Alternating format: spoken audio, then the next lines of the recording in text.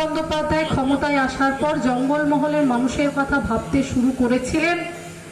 জঙ্গলমহলের মানুষ সেই ভাবনা চিন্তা থেকে এবং জঙ্গলমহল মানুষের যে সংস্কৃতি, যে কালচার, ভাষা থেকে আরম্ভ করে সমস্ত কিছুটা বাঁচানোর জন্যই কিন্তু এই জঙ্গলমহল উৎসব।